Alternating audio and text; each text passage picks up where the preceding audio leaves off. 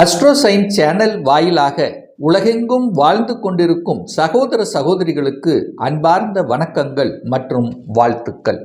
இன்றைய பதிவு ஆகஸ்ட் மாத ராசி பலன்கள். முதலில் இந்த ஆகஸ்ட் மாதத்தினுடைய கிரக நிலைகளை பார்க்கலாம். அதன்படி பார்க்கும் பொழுது மிதுனமனையில் குரு பகவான் வீட்டிருக்க, சுக்கிர பகவான் மிதுனமனையில் இருக்கக்கூடிய சுக்கிர பகவான் இந்த ஆகஸ்ட் மாதம் கரெக்டாக 21/8/2025 அன்று கடகமனைக்கு பெயர்ச்சியாகிறார். புதன் பகவான் வக்ரமாக கடகமனையில் வீட்டிருக்கார் அல்லவா. எப்போ புதன் வக்ர நிவர்த்தி அடைகிறது அப்படின்னா ஆகஸ்ட் மாதம் 11ஆம் தேதி. அதே போல புதன் பகவானுடைய பெயர்ச்சியானது, அதாவது கடகத்திலிருந்து சிம்ம மனைக்கு பெயர்ச்சியாகிறது 30/8/2025. சூரிய பகவான் இந்த கடகத்திலிருந்து சிம்மத்துக்கு பயிற்சியாகிறார் ஆகஸ்ட் மாதம் 17ஆம் தேதி. செவ்வாய் பகவான் கன்னிமனையில் வீட்டிருக்க, கேது பகவான் சிம்மத்தில் இருக்க, ராகு பகவான் கும்பமனையில் வீட்டிருக்க, சனி பகவான் வக்ரம் பெற்று மீனமனையில் அமர்ந்திருக்கார். ஸோ இதுதான் இந்த ஆகஸ்ட் மாதத்தினுடைய கிரகமைப்பு. ஸோ இந்த கிரக அமைப்புகளை வைத்துக்கொண்டு இந்த மாதம் எதில் நமக்கு நல்லது நடக்க போகுது, எந்த இடத்தில் நாம் ஜாக்கிரதையாக இருக்கணும், எந்த வழிபாடு நமக்கு உகந்தது என்பதை பற்றி இந்த பதிவில் நம்ம டீட்டெயிலாக நம்ம பார்க்க போகிறோம். அதற்கு முன்னால் நம்மளுடைய சேனலை நீங்கள் முதல் தடவையாக பார்ப்பவர்கள் என்றால் மறக்காம சப்ஸ்கிரைப் பண்ணிக்கிங்க. மிதுன ராசி அன்பர்களே, இந்த ஆகஸ்ட் மாதம் என்ன பலன் எப்படி இருக்கும் அப்படின்னு பார்க்கும் பொழுது உங்க ராசிலேயே 2 சுப கிரகங்கள் இணைந்திருக்கிறது. சுக்கிரனும் குருவும் இணைகிறது. சுக்கிரனுங்கிறது உங்களுக்கு யோகத்தை தரக்கூடியவன், 5க்குரியவன், பூர்வ புண்ணிய ஸ்தானத்தின் அதிபதி, பஞ்சமஸ்தானத்தின் அதிபதி. குருங்கிறது தொழில் ஸ்தானத்தின் அதிபதி. இரண்டும் இணைந்து உங்க ராசியிலேயே இருக்கிறது ஒரு கூடுதல் சிறப்பு. 2 பணத்தை கொடுக்கக்கூடிய கிரகங்கள் உங்க ராசியிலேயே உட்கார்ந்திருக்கு. அதே சமயத்தில் உங்க ராசி அதிபதியாக இருக்கக்கூடிய புதன் பகவான் வக்ர நிலையில் இருக்கார் அல்லவா. இந்த ஆகஸ்ட் மாதம் 11ஆம் தேதி வக்ர நிவர்த்தி அடைகிறது.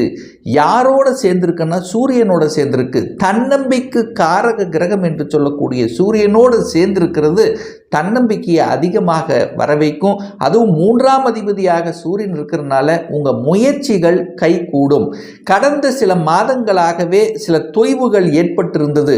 உங்கள் ராசிநாதன் வக்ரமாக இருந்தார். ஸோ ஏதோ ஒரு வகையில் ஒரு குழப்பம் அடைந்து கொண்டிருந்த மிதுனத்துக்கு இந்த மாதம் தெளிவு கொடுக்கக்கூடிய ஒரு நல்ல மாதமாக அமையப்போகுது அப்படிங்கிறத அறுதியிட்டு கூறலாம். அதே சமயத்தில் பெரிய மனிதர்களின் தொடர்புகளை கொடுக்கக்கூடிய ஒரு அற்புதமான ஒரு மாதம் இந்த ஆகஸ்ட் மாதம். அப்போ குருமார்களினுடைய ஆசீர்வாதம் உண்டு.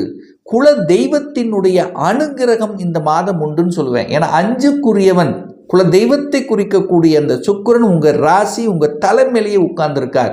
அப்போ நிச்சயமாக குல தெய்வத்தை சென்று வழிபடும் போது உங்களுடைய எண்ணங்கள், செயல்பாடுகள், சிந்தனைகள் சிறப்பு பெறும் அப்படிங்கிறதுலையும் எந்தவித மாற்று கருத்தும் கிடையாது. தனம் பொருளாதாரம் சார்ந்த விஷயங்கள் சிறப்பு கொடுக்கும். இதில் எந்த மாற்று கருத்தும் கிடையாது. பொருளாதாரம் நன்றாக இருக்கக்கூடிய ஒரு அற்புதமான ஒரு மாதம் இந்த ஆகஸ்ட் மாதம் அப்படின்னு சொல்லுவேன்.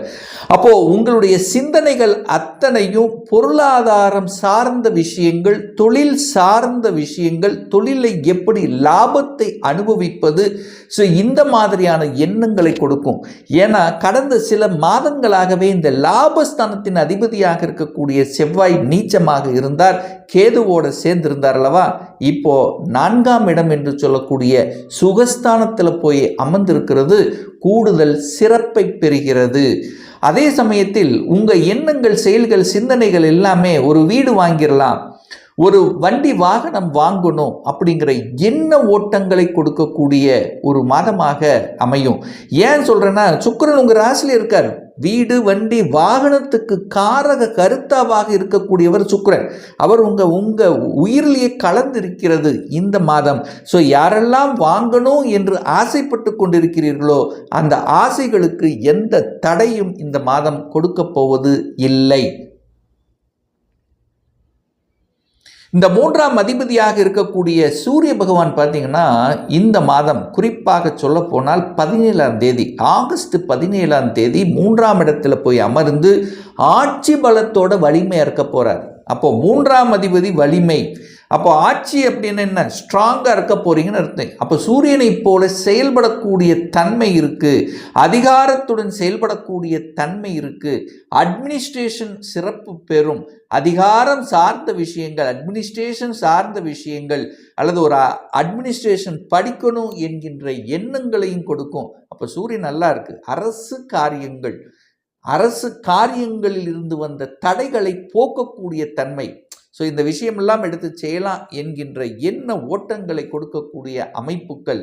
சூரியனுங்கிறது அரசியல் சார்ந்த விஷயத்திலும் அனுகூலம் சார்ந்த விஷயங்கள், அதில் ஈடுபடக்கூடிய வாய்ப்புகள், சந்தர்ப்பங்கள் இதெல்லாமே சிறப்பு பெறுகிறது. ஆனால் ஒன்று அங்கே சூரியனோட கேது இணைகிறது. அப்போ அந்த கேதுங்கிறது ஒரு பாம்பு கிரகம் அல்லவா, அப்போ அந்த சூரியனை கெடுக்கிறது, உயிர் காரகத்துவத்தை கெடுக்கும். அப்போ என்ன, உங்கள் அப்பாவுடைய ஹெல்த்தை மட்டும் கண்டிப்பாக இந்த ஆகஸ்ட் மாதம் பார்த்து கொள்ள வேண்டும் இந்த மிதுன ராசி அன்பர்கள். ஸோ அங்கே தான் கை வைப்பார். அடுத்து பார்த்தீங்கன்னா உங்கள் மேலதிகாரிகள் அப்படிங்கிறது சொல்கிறதும் அந்த சூரியன் தான். ஸோ அது கரெக்டாக நடந்துக்கிட்டிங்கன்னா உங்களுக்கு பிரச்சனை இல்லைன்னா என்னாகும், உங்களுக்கு தொந்தரவும் பிரச்சனையும் நிச்சயமாக ஏற்படுத்தும். அல்லது உயர் பதவியில் இருக்கின்றவர்கள் கரெக்டான அணுகுமுறையை பின்பற்றுவது நல்லது என்பதையும் ஆழமாக மனதில் பதிய வைத்து கொள்ள வேண்டும்.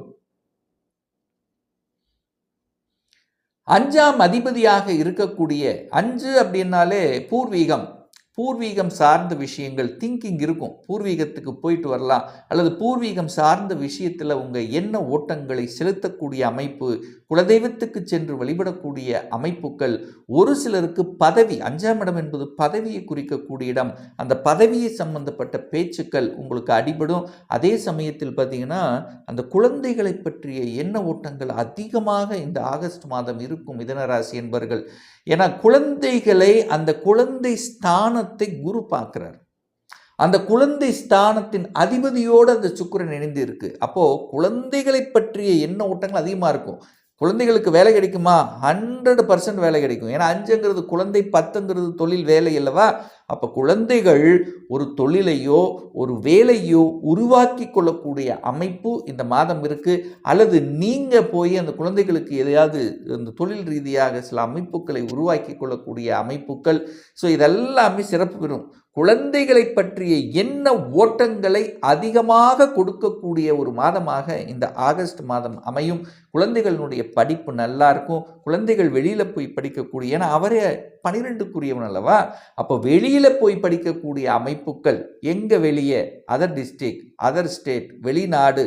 ஸோ இந்த மாதிரியான அமைப்புகளை கொடுக்கக்கூடிய மாதமாக இந்த ஆகஸ்ட் மாதம் அமையப்பெறும் இந்த மிதுன ராசி அன்பர்களுக்கு.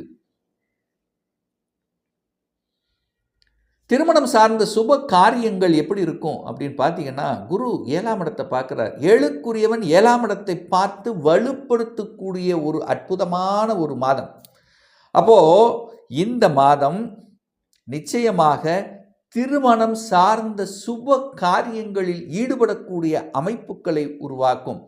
இந்த மிதுனராசி என்பவர்கள் திருமண வாய்ப்புகள் இதுவரைக்கு கை கூடலை அப்படின்னா கை கூடக்கூடிய ஒரு மாதமாக அமையும். அதை பற்றிய பேச்சுக்களை எடுப்பீர்கள். அல்லது ஒரு சிலருக்கு நிச்சயதார்த்தம் ஆகியிருக்கும், அல்லது திருமண வாய்ப்புகளான அந்த செயல்பாடுகளை செய்யக்கூடிய திருப்திகரமாக சந்தோஷமாக செயல்படக்கூடிய தன்மை.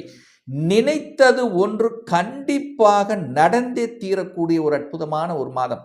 எது நடக்கலையே என்று நினைத்து கொண்டு வருத்தப்பட்டு கொண்டிருந்த மிதுனத்துக்கு இந்த மாதம் நிச்சயமாக நினைத்த காரியம் ஒன்று சக்சஸ் கொடுக்கக்கூடிய தன்மை.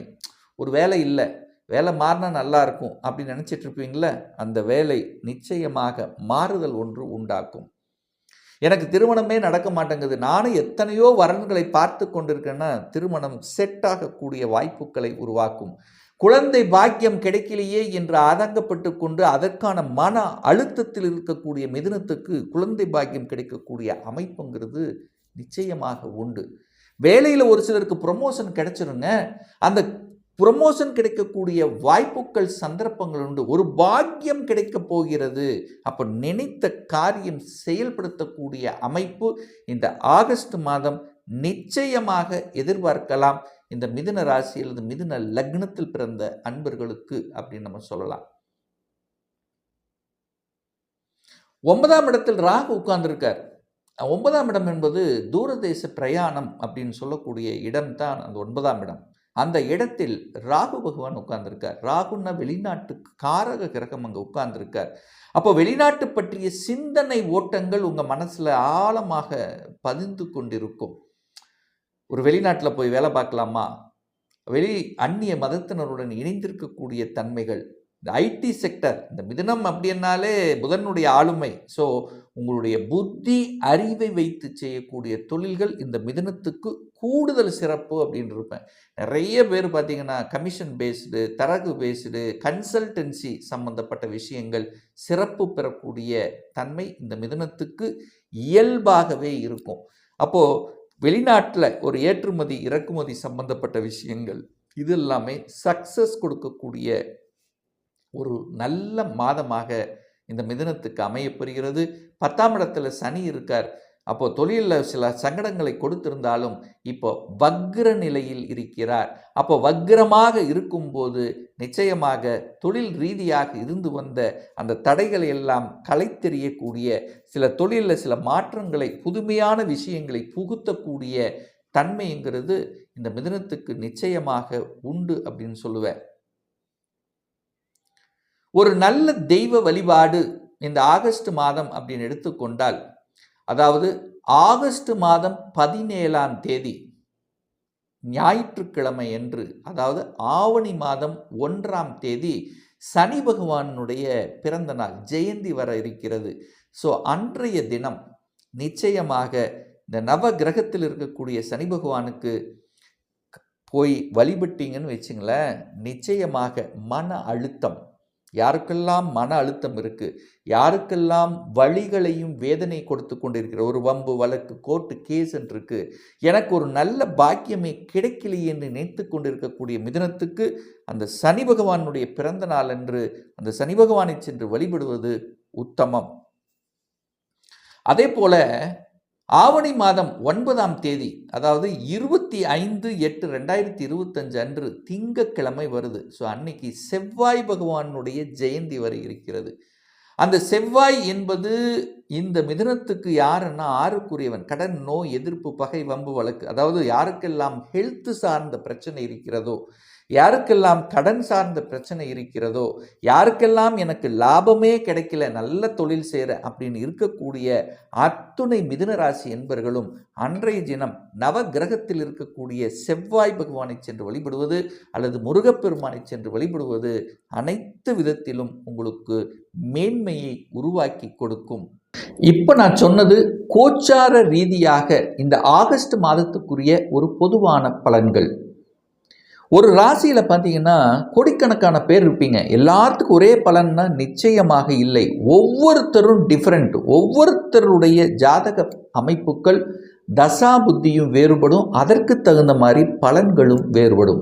இந்த கோச்சார பலனை கண்டினியூஸாக ஒரு 3 மாதத்துக்கு பாருங்கள். சரியாக பொருந்தி வரல அப்படின்னு வச்சுக்கோங்களேன், உங்களுடைய தசாநாதன் புத்திநாதன் பாவகிரகங்களின் தொடர்பு அல்லது 6, 8, 12 அதிபதிகளுடைய தொடர்பில் நிச்சயமாக இருக்கும். ஒரு துல்லிய பலன் வேணும். 2025 சொந்த தொழில் செய்வதற்கு விருப்பப்படுகிற அதற்கான கொடுப்பினை இருக்கிறதா இல்லையா? திருமணம் தடைப்பட்டு கொண்டே இருக்கிறது. எப்போதான் நமக்கு திருமணம் நடக்கும்? எந்த கோர்ஸ் எடுத்து படித்தா என்னுடைய ஃப்யூச்சர் நன்றாக இருக்கும்? எப்போ எனக்கு இடமாற்றம், எப்போ எனக்கு ப்ரமோஷன், எப்போ குழந்தை பாக்கியம் கிடைக்கும்? இது போன்ற கேள்விகளுக்கு துல்லியமான பதிலை நம்மால் கூற முடியும். ஒரு பர்சனல் கன்சல்டேஷன் எடுத்துக்கணும், ஒரு சுய ஜாதகம் பார்க்கணும் என்று விருப்பமுடைய அன்பர்கள் டிஸ்பிளே தெரியக்கூடிய நம்பருக்கு வாட்ஸ்அப் மூலியமாகவோ ஃபோன் கால் மூலியமாகவோ தொடர்பு கொண்டு நேரடியாகவோ அல்லது ஆன்லைன் மூலமாகவோ அப்பாயின்மெண்ட் எடுத்துக்கலாம். நம்முடைய அலுவலகம் கோயம்புத்தூரில் அமைந்துள்ளது. அதாவது கோயம்புத்தூரிலிருந்து மேட்டுப்பாளையம் செல்லும் வழியில் வெள்ளக்கிணறு பிரிவு அருகில் அன்னபூர்ணா ஹோட்டலுக்கு பக்கத்தில் அமைந்திருக்கு. பிரியர் அப்பாயின்மெண்ட் வாங்கிட்டு நேரடியாக கன்சல்டேஷன் எடுத்துக்கலாம். நிச்சயமாக இந்த பதிவு ஏதாவது ஒரு ரூபத்தில் யூஸ்ஃபுல்லாக இருக்குங்கிறதுல எந்தவித மாற்று கருத்தும் கிடையாது. இந்த ராசி நட்சத்திர நேயர்கள் அனைவரும் வாழ்க வளர்க வளம் பெறுக என்று எனது வாழ்த்தினை தெரிவித்துக் கொண்டு விடைபெறுகிறேன். நன்றி, வணக்கம், வாழ்த்துக்கள்.